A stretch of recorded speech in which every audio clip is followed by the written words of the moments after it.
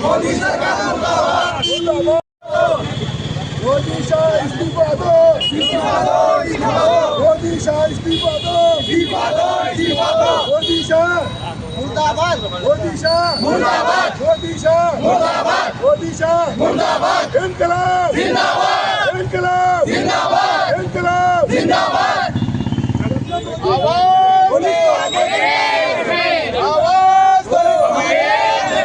ವಿದ್ಯಾರ್ಥಿ ಯುವಜನರ ಮೇಲೆ ದೌರ್ಜನ್ಯ ಮಾಡಿದ ಕೇಂದ್ರ ಸರ್ಕಾರಕ್ಕೆ, ವಿದ್ಯಾರ್ಥಿ ಯುವಜನರ ಮೇಲೆ ದೌರ್ಜನ್ಯ ಮಾಡಿದ ಕೇಂದ್ರ ಸರ್ಕಾರಕ್ಕೆ ಸೋನಂ ವಾಂಗ್ಚುಕ್ ತುಮ್ ಆಗೆ ಬಢೋ, ವಿದ್ಯಾರ್ಥಿ ಯುವಜನರ ಮೇಲೆ ದೌರ್ಜನ್ಯ ಮಾಡಿದ ಕೇಂದ್ರ ಸರ್ಕಾರಕ್ಕೆ मासूम बच्चों को जो डरा रहा है, जो मार रहा है, उसे धिक्कारा, धिक्कारा, मासूम बच्चों को जुल्म कर रहा है, उसे धिक्कारा, धिक्कारा, धिक्कारा। ಮಸೀದ ಇಂಥ ರಾಷ್ಟ್ರಭಕ್ತಿ ಇಂಥವ್ರ ಬಲ್ಲಿ ಐತಂದ್ರೆ ಅವ್ರು ರಾಷ್ಟ್ರಭಕ್ತರಲ್ಲ, ಅಧಿಕಾರಕ್ಕಾಗಿ ತಾವು ಯಾವುದೇ ಕೃತ್ಯ ಮಾಡಲು ಎಸುವುದಿಲ್ಲ. ಅಂಥ ಅತ್ಯಂತ ಕೆಟ್ಟ ಇಲ್ಲಿವರೆಗೆ ಆಲ್ಮೋಸ್ಟ್ ಪ್ರಪಂಚದಲ್ಲಿ 17ನೇ ಶತಮಾನದಲ್ಲಿ ಅಮೇರಿಕ ಒಂದು ಪ್ರಜಾಪ್ರಭುತ್ವ ರಾಷ್ಟ್ರ ಆಗಿತ್ತು. ಅಲ್ಲಿ ಸಹಿತ ಇಲ್ಲಿ ತಂದ ಒಟ್ಟು ಕೆಟ್ಟ ಹೊಲಸ ರಾಷ್ಟ್ರ, ನಾ ಕೆಟ್ಟ ರಾಜಕೀಯ ನೀತಿ ಇಲ್ಲಿ ತನ ನೋಡಿಲ್ಲ. ಆದ್ರೆ ಅಮೇರಿಕ ಇಲ್ಲಿ ತನೂ ಆದಂಥ ಎಷ್ಟೋ ರಾಷ್ಟ್ರಗಳು, ಎಷ್ಟೋ ರಾಷ್ಟ್ರಪತಿಗಳು ಇಂಥ ಅತ್ಯಂತ ಕೀಳು ಮಟ್ಟದ ರಾಜಕೀಯವನ್ನು ಮಾಡಿಲ್ಲ. ಆದರೆ 2012ರಿಂದ ಇಲ್ಲಿ ತನಕ ಬಂದಂಥ 2012ರಿಂದ ಇಲ್ಲಿ ತನಕ ಬಂದಂಥ ಈ ಕೇಂದ್ರ ಸರ್ಕಾರ, ಮೋದಿ ಸರ್ಕಾರ ಇಡೀ ದೇಶವನ್ನು ಒಡೆದಾಳ್ತಾ ಇದೆ. ಅದಕ್ಕಾಗಿ ಈಗಾಗಲೇ ನಮ್ಮ ದೇಶ ಅಂತಂದ್ರೆ ವಿದ್ಯಾರ್ಥಿಗಳ ಭವಿಷ್ಯ, ನಾಳೆ ಪಾರ್ಲಿಮೆಂಟ್ ಆಗ್ಬೋದು, ರಾಷ್ಟ್ರಪತಿ ಆಗ್ಬೋದು, ಜಡ್ಜ್ ಆಗ್ಬೋದು, ಇಂಜಿನಿಯರ್ ಆಗ್ಬೋದು, ಅಂಥವ್ರ ದೇಶದ ಬೆನ್ನೆಲುಬನ್ನೇ ಹಾಳು ಮಾಡ್ತಾ ಇದ್ದಾರೆ ಇವರು. ನೀಟ ಪ್ರತಿಯೊಂದು ನಾವು ಯಾವುದೇ ಒಂದು ಎಕ್ಸಾಮ್ ಪಾಸ್ ಆದ ಬಳಿಕ ಅದೇ ಲೀಕ್ ಮಾಡ್ತಾರೆ. ನಮ್ಮ ದೇಶನೇ ಲೀಕ್ ಆಗೋಗ್ಯದ. ಪ್ರತಿಯೊಂದು ಎಕ್ಸಾಮ್ದಾಗ ಲೀಕ್ ಅಂದ್ರೆ ಏನು ರೀ? ಕೋಟಿಗಟ್ಟಲೆ ರೊಕ್ಕ ತೊಗೊಂಡ್ಕೊಂಡು ಕೆಲವೊಬ್ಬರಿಗೆ ಮಾರಾಟ ಮಾಡೋದು. ಅವ್ರಿಗೆ ಹೆಬ್ಬಟ್ಟಿನವ್ರು ಅವ್ರನ್ನಂತಂದ್ರೆ ಡಾಕ್ಟರ್ ಆಗೋದು, ಇಂಜಿನಿಯರ್ ಆಗೋದು, ಎಲ್ಲಿಗೆ ಬಸ್ ನಮ್ಮ ಪರಿಸ್ಥಿತಿ. ಸರ್, ಈಗ ನೀಟ್ ಪರೀಕ್ಷೆ 10 ಜನ ವಿದ್ಯಾರ್ಥಿಗಳಾಯ್ತಲ್ಲ ಆತ್ಮಹತ್ಯೆ ಮಾಡ್ಕೊಡ್ರು. ದೇಶದ 21 ಜನ ಆತ್ಮಹತ್ಯೆ ಆಗ್ಯಾರ. ಇನ್ನೂ ಕೆಲವೊಬ್ಬರು ಅತ್ಯಂತ ಗಂಭೀರ ಪರಿಸ್ಥಿತಿ, ನಿನ್ನೆ ಲಾಠಿ ಆದಂಥ ಪರಿಸ್ಥಿತಿಯಲ್ಲಿ ಕೆಲವೊಂದು ವಿದ್ಯಾರ್ಥಿಗಳು ಅತ್ಯಂತ ICUದಾಗ ಅದಾರ. ದೇಶದಾಗ ಜಂತರ ಮಂತರ ಕೆಲವೊಂದು ಹೋಟೆಲ್ದಾಗ, ಕೆಲವೊಂದು ದೊಡ್ಡ ಆಸ್ಪತ್ರೆದಾಗ ICUದಾಗ ಅದಾರ. ಕೆಲವೊಬ್ರು ಎದಕ್ಕೆ ಹೊಡಿಬೇಕ್ರಿ? ಅತ್ಯಂತ ಪೀಸ್ಫುಲ್ ಆಗಿ ಅವ್ರು ಪ್ರೊಟೆಸ್ಟ್ ಮಾಡ್ತವಾಗ ಇವ್ರು ಏನಂದ್ರೆ ಅವ್ರು ಅಟ್ಲೀಸ್ಟ್ ಮಾತುಕತೆಗೆ 21 ಗಂಭೀರ ಪರಿಸ್ಥಿತಿ ಬಂದಾಗ ನೀವೇನಂತಂದ್ರೆ ಕರೀದಕ್ಕೆಂದ್ರೆ ಇನ್ನೊಂದು ದಯವಿಟ್ಟು ವಿಚಾರ ಮಾಡಿರಿ.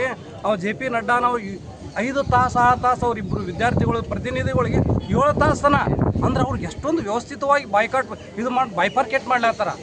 ವ್ಯವಸ್ಥೆ ಅಂತಂದ್ರೆ ಇದೇನು ಪ್ರತಿಭಟನೆ ಅದರ ಅದಕ್ಕೆ ಒಂದು ಪ್ಲಾನ್ಲಿಂದ ಅವರು ಹೋಗಲಾಡಿಸಲಾಗತ್ತಾರ. 21 ವಿದ್ಯಾರ್ಥಿಗಳು ಅದಾರಲ್ಲ, ಅವ್ರಿಗೆ ಪ್ರತಿಯೊಬ್ಬರಿಗೆ ಕೊಲೆ ಅಂತೇಳಿ ಪ್ರಕರಣ ದಾಖಲು ಮಾಡ್ಕೊಂಡು ಕೇಂದ್ರ ಸರ್ಕಾರ ಆರೋಪಿಗಳು ಮಾಡಬೇಕು. ಕೇಂದ್ರ ಸರ್ಕಾರದ ಗೃಹ ಮಂತ್ರಿ ಅದಾರಲ್ಲ, ಅವರು ಆರೋಪಿ ನಂಬರ್ 1, ಆರೋಪಿ ನಂಬರ್ 2 ಮೋದಿ ಆಗಬೇಕು. ಅದ್ರ ಜೊತೆಗೆ ಆ ವಿದ್ಯಾರ್ಥಿಗಳ ಕುಟುಂಬದವರಿಗೆ 5 ಕೋಟಿ ಕೊಡಬೇಕು. ಅವ್ರ ಜೀವನದ ಸಂಪೂರ್ಣ ಹೊಣೆಗಾರಿದ್ರು. ಅವ್ರ ಕುಟುಂಬದ ನಿರ್ವಹಣೆಗಾಗಿ ಎಂತೆಂಥ ವಿದ್ಯಾರ್ಥಿಗಳು, ಅತ್ಯಂತ ಜಾಣ ವಿದ್ಯಾರ್ಥಿಗಳು, ನಮ್ಮ ದೇಶದ ಭವಿಷ್ಯ ಅವರು.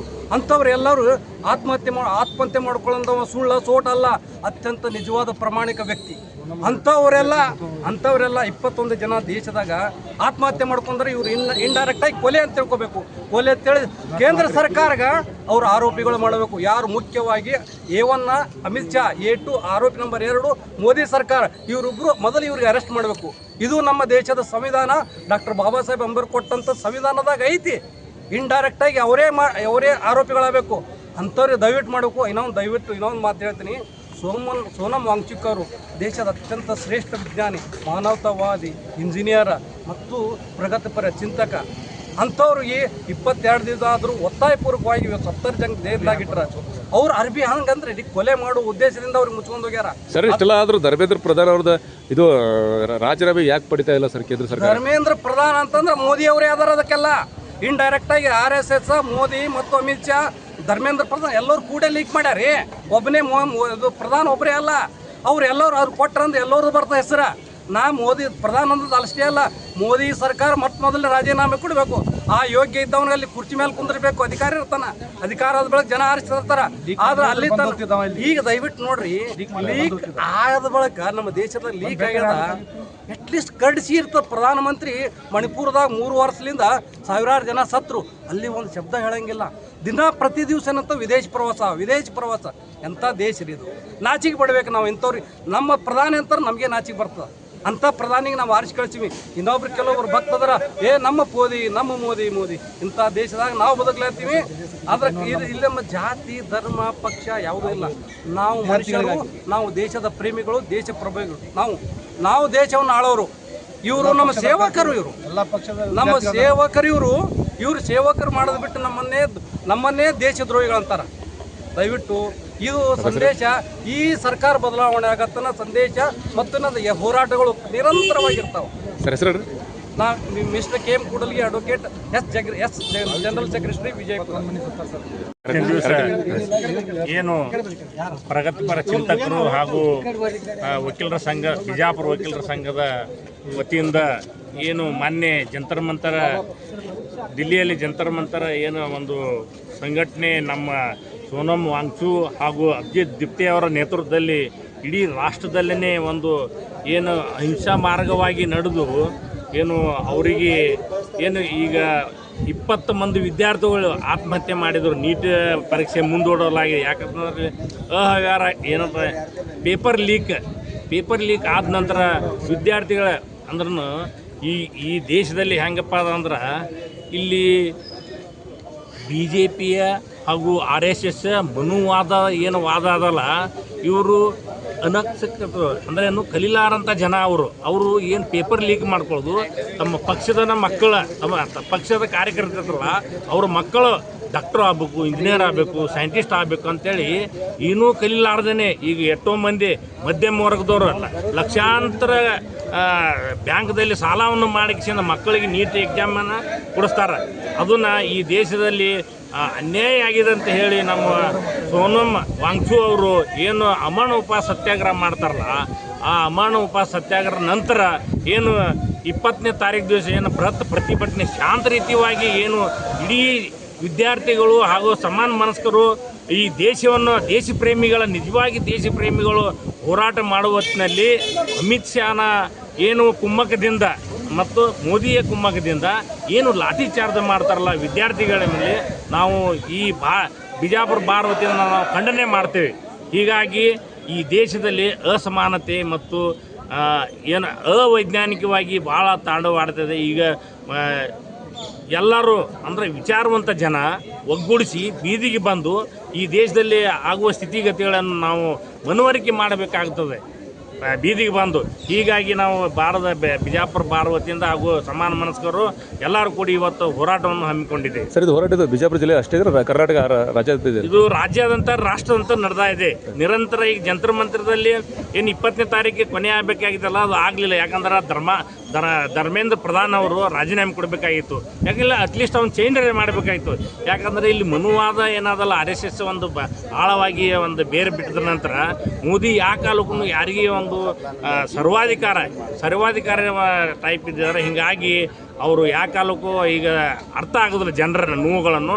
ಹೀಗಾಗಿ ಅವರು ಒಂದು ದೇಶವನ್ನು ನಡೆಸಲಿಕ್ಕೆ ಒಂದು ನಾಲಾಯಕರಂತ ಹೇಳಲು ನಾನು ಬಯಸ್ತೇನೆ. Sir, Nagaraj Lambu, advocate. मैं सैयद गौस पाक जागीरदार। मैं किसी कॉलेज की तरफ तो नहीं आया हूँ, मैं वॉलंटरली इस प्रोटेस्ट में आके शामिल हूँ। मैं इस देश का मुस्तकबिल हूँ। मैं मेरे फ्यूचर के लिए यहाँ पे आ रहा हूँ। आप हमारा साथ दो। हम धर्मेंद्र प्रधान जी के खिलाफ नहीं है, लेकिन उन्होंने जो ये किया है काम, आप अकाउंटेबिलिटी लाओ, आप एजुकेशन सिस्टम में अकाउंटेबिलिटी लाओ। हम आपका साथ देंगे।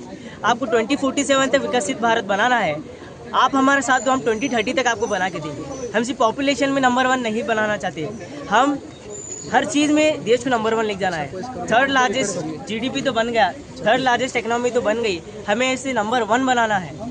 हमें हर चीज़ में इसे नंबर 1 बनाना है, एजुकेशन सिस्टम में नंबर 1 बनाना है। हमें इसे ऐसा बनाना है कि बाहर के लोग हिंदुस्तान को आए, हिंदुस्तान में आकर एजुकेशन पाने की कोशिश करें। हम यहाँ से बाहर नहीं जाए जॉब के लिए, बल्कि वहाँ के लोग हिंदुस्तान को आए। हमें यहाँ के एजुकेशन सिस्टम को इतना स्ट्रांग बनाना है।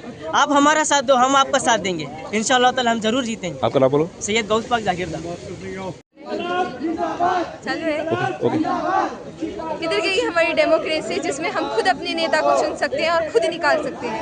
आई वांट टू आस्क यू कि हमें अपनी आज़ादी के लिए खुद लड़ना पड़ेगा, हमें एजुकेशन के लिए खुद लड़ना पड़ेगा।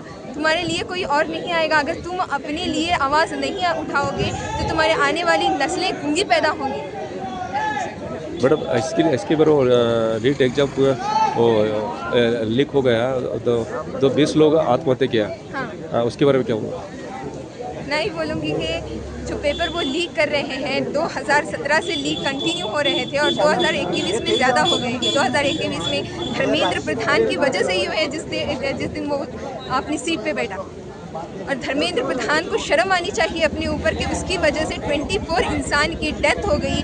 24 स्टूडेंट्स ने अपनी डेथ कर दी। ये 24 स्टूडेंट्स सिर्फ स्टूडेंट्स एक नहीं है, बल्कि उनके पूरे ख़ानदानों की ये ख़त्म होने की जैसा है। I want to ask you, आपको ख़त्म करना चाहिए, अपने रिज़ाइन देना चाहिए, आपको शर्म आनी चाहिए। प्लीज़ हमारे देश पे थोड़ा रहम करो और अपना इस्तीफ़ा दे दो। मैडम उस उनका 24 वो फैमिली को सरकार से क्या परिहार देने के लिए मांग करते हैं? किसी भी इंसान की कीमत नहीं अदा की जा सकती। आप समझते हैं कि 1 करोड़ दे दो, 5 करोड़ दे दो, करोड़ों का मामला नहीं होता भाई। एक इंसान की, अगर इंसान की पूरे जिस्म की बात करें तो 500 करोड़ की कीमत है। आप कितना करके देंगे? ऑलरेडी आपने हमारे ऊपर इतना कर्ज किया है, इतने लोगों की जान ली है। मोदी जी, आप अगर एक इंसान की रिज़ाइनेशन नहीं करा सकते, आप धर्मेंद्र प्रधान को नहीं निकाल सकते, तो खुद शर्म के मारे अपनी सीट छोड़ दो। मैडम आपका नाम बोलो। अलीन करकोल।